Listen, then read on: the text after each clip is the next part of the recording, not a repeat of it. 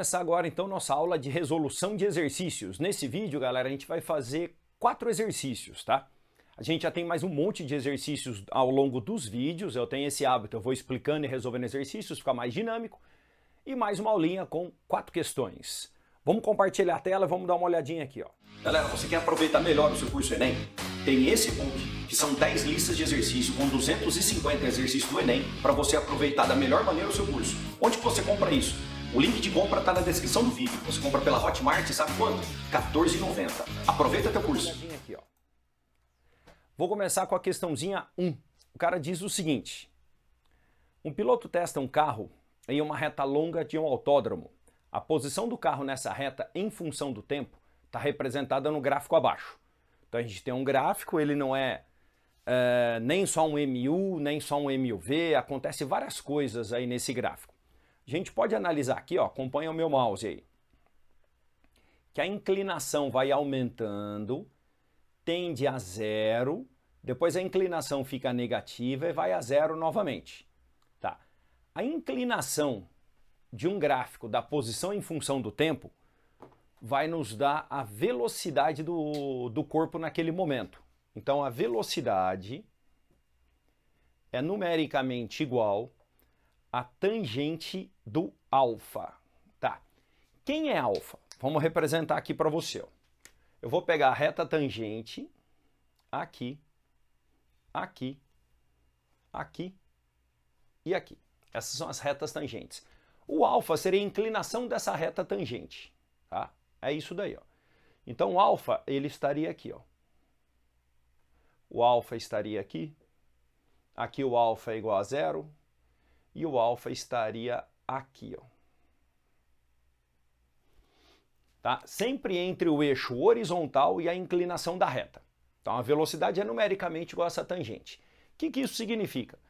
Que quanto mais inclinado está o gráfico, maior é a velocidade, mais rápido varia a distância em relação ao tempo.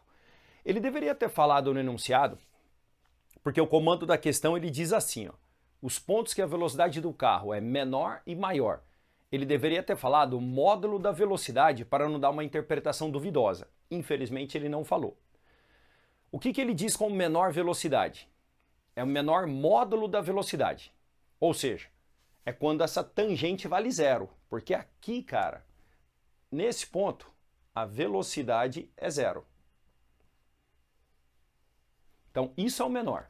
E o ponto de maior velocidade é a maior inclinação, que seria o ponto L. Né? L, esse daqui é o K. Então, esse ponto é o de maior velocidade. O de maior velocidade você não ia ter dúvida. Aí alguns alunos já me questionaram a respeito dessa questão. Professor, mas numa reta numérica, um número negativo não é menor do que o zero? Então, esse deveria ser a menor velocidade? Concordo, ele deveria ter falado módulo, mas ele não falou. Na questão, quando eu fiz essa questão pela primeira vez, eu fui em cima disso daqui, tá? Quando ele diz a menor velocidade, para mim é a menor velocidade quando ele está parado. Então, não vejo nenhum motivo para questionar, apesar dele deveria ter falado o módulo, mas enfim, né? Então, olha só, os pontos em que a velocidade do carro é menor é o M e maior é o L. Né? ML, letra C, matou a questãozinha. Vamos na próxima questão, vou dar uma pausadinha e já coloco ela aqui. A questãozinha que eu selecionei agora para vocês foi a questão 7. Já vamos compartilhar e vamos ler junto aqui, ó. Já está na tela. Questãozinha 7. Durante a formação de uma tempestade são observadas várias descargas elétricas, os raios, que podem ocorrer das nuvens para o solo, que é descarga descendente, do solo para as nuvens, que é descarga ascendente, ou entre uma nuvem e outra. Normalmente observa-se primeiro um clarão no céu e somente depois de alguns segundos ouve-se o barulho, que é o trovão, causado pela descarga elétrica. O trovão ocorre devido ao aquecimento do ar pela descarga elétrica, que sofre uma expansão e se propaga em forma de onda sonora. O fenômeno de ouvir o trovão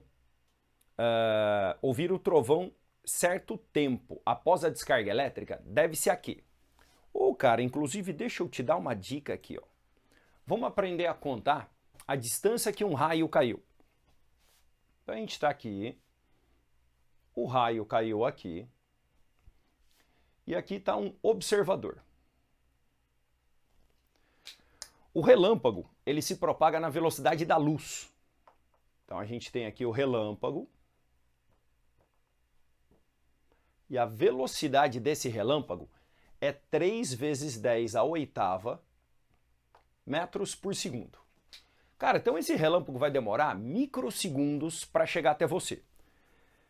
Velho, esses microsegundos a gente pode considerar que é instantâneo. Então, no tempo que o raio caiu, você vê o clarão. Só que aí, cara, tem um som. O som é o trovão. Vamos colocar aqui, ó. Falei relâmpago, trovão. O trovão ele é mais lento. Ele é 340 metros por segundo. Então, olha só. Vamos supor que eu estou numa distância aqui de 1 quilômetro do raio. Então, ó, essa é a distância. Então, vou montar uma tabelinha. Distância, tempo. Aproximado, tá bom? Essa distância é 1 km. Eu vou ver o clarão instantaneamente. O trovão vai demorar em torno de 3 segundos para chegar. Então, o tempo de atraso entre relâmpago e trovão fica 3 segundos. Estou numa praia, vi o clarão. Conto 1, 2, 3. Ouvi o trovão, significa que o raio caiu a 1 quilômetro. Ah, e se essa distância for 2 quilômetros? São 6 segundos. Vejo o clarão, conto 6 segundos, ouço o trovão. 2 quilômetros. 3 quilômetros, 9 segundos. Aqui, cara, é a distância de segurança. É a menor distância que você pode ficar num local desabrigado. Tô na praia, tô curtindo um churrasco, o tempo começou a virar para chuva, comecei a ver relâmpagos. Veja o relâmpago e conte. Às vezes você vai contar 20 segundos, ouve um trovão bem grave, bem espalhado, tá bem longe. Só que aí você vai contando e esse tempo vai diminuindo. Cara, quando chegar a 10 segundos, 9 segundos, pega rapidinho tuas coisas e some dali. Porque distâncias menores que essa daqui já fica bem perigoso. Tá? Então por que nós ouvimos o trovão depois do raio? É porque o som é mais lento. O som é muito mais lento do que a luz. Vamos achar uma resposta que fala isso? Vamos lá. Letra A. Velocidade de propagação no som ser diminuída por conta do aquecimento do ar. Não justifica. Tá ali, ó, na letra C. Na letra C, bonitinho. A velocidade de propagação da luz ser maior, bem maior, do que a velocidade de propagação no som no ar. Legal? Então essa daí foi a questãozinha 7. E aprendeu uma técnica, hein, cara? Usa essa técnica quando você for na praia, muito importante. Na verdade, você pode fazer assim, ó. Você vai contando a diferença de tempo entre clarão e som. Se essa diferença estiver diminuindo, é claro que a tempestade está indo para o seu lado. Não espera chegar aqui. Já vai se abrigando, cara, porque tem muita gente que morre com raio. Raio não é um troço tão raro de cair numa pessoa. Então vai se abrigar, cara, e vai na praia no dia seguinte. É melhor você se resguardar, porque é um fenômeno perigoso esse tal de raio. Vamos para a próxima, vou ajeitar ela aqui. Então agora a gente vai no exercício 9. Vamos já jogar na tela para você. Ele tem um desenho, cara, bem chato de fazer. Eu tentei fazer o meu melhor aqui no quadro. O 9 diz o seguinte, é um acoplamento de polias, um exercício de movimento circular. A invenção e o acoplamento entre engrenagens revolucionaram a ciência na época e propiciaram a invenção de várias tecnologias como os relógios. Ao construir um pequeno cronômetro, um relojoeiro usa um sistema de engrenagens mostrado. De acordo com a figura, um motor é ligado no eixo que movimenta as engrenagens, fazendo o ponteiro girar a uma frequência de 18 RPM. Então, o motor, 18 RPM, eu vou anotar aqui no cantinho. Motor, 18 RPM. E o número de dentes das engrenagens está apresentado no quadro. Pronto, está aqui o desenho. Então, com esse desenho, vamos dar uma olhada. A engrenagem A, eu vou deixar essa imagem aqui e já vou anotando, ó. A engrenagem A, ela tem 24 dentes. Essa daqui, A, tem 24 dentes. A engrenagem B tem 72 dentes, que é essa daqui. A engrenagem C tem 36. A engrenagem D tem 108. Tá. Ele quer saber o giro do relógio, né? Qual que é a frequência de giro. Então tá na tela aí agora. Bom, vamos começar aqui com o motor. Esse primeirinho aqui, esse azulzinho aqui, é o motor.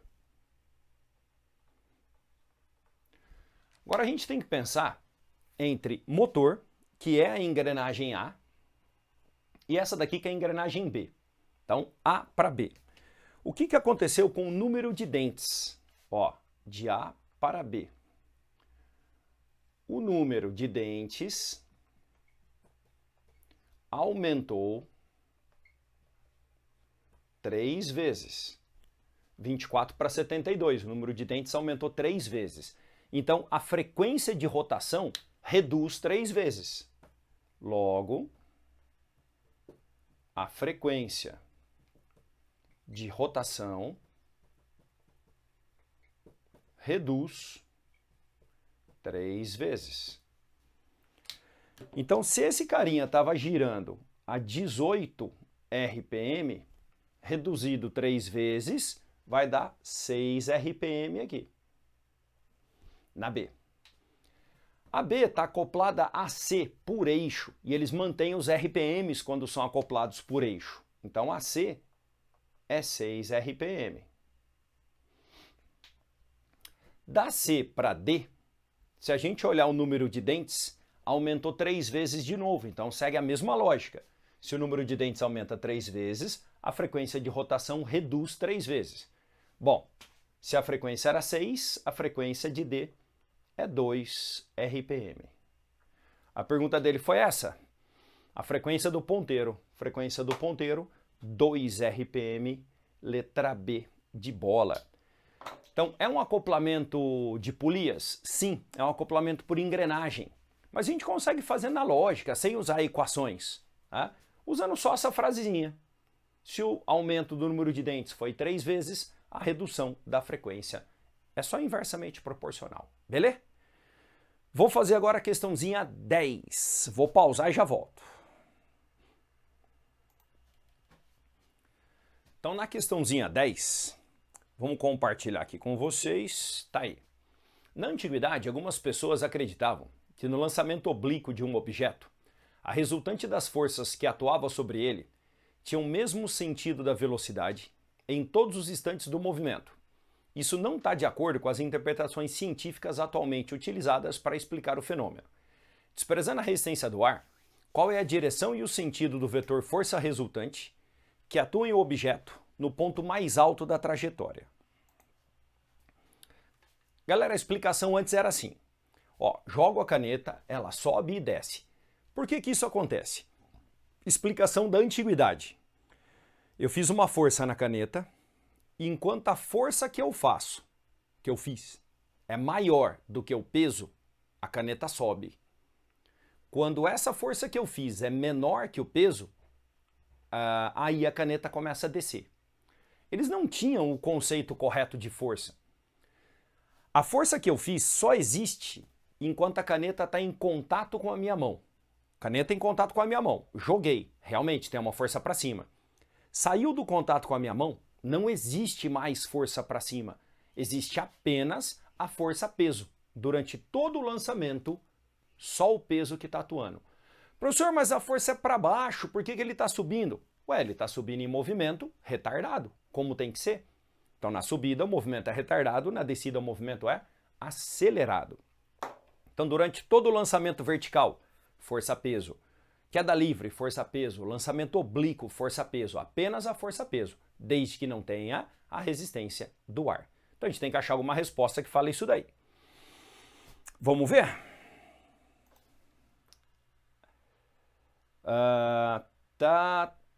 Força resultante que atua no ponto mais alto da trajetória. Ele está falando aqui que é indefinido, pois ele é nulo, assim como a velocidade vertical. Força resultante indefinida? De jeito nenhum. Vamos ver a próxima.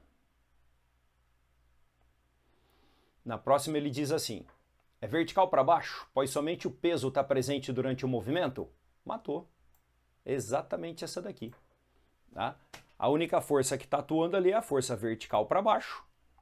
Só voltar a cena aqui. Que é o peso que está atuando. Legal? Então, galera, espero que tenham gostado dessa primeira semana. Um monte de exercícios resolvidos. E vai ser assim, cara, durante as próximas semanas. Tem que ter uma dedicação boa, tá? Se dedica, vai firme, que você vai chegar, cara, você vai destruir no Enem, cara. Você vai fazer aí, ó, 80% para cima na física e vai passar em média, vai passar em engenharia, vai passar em qualquer coisa. Valeu? Até a próxima semana.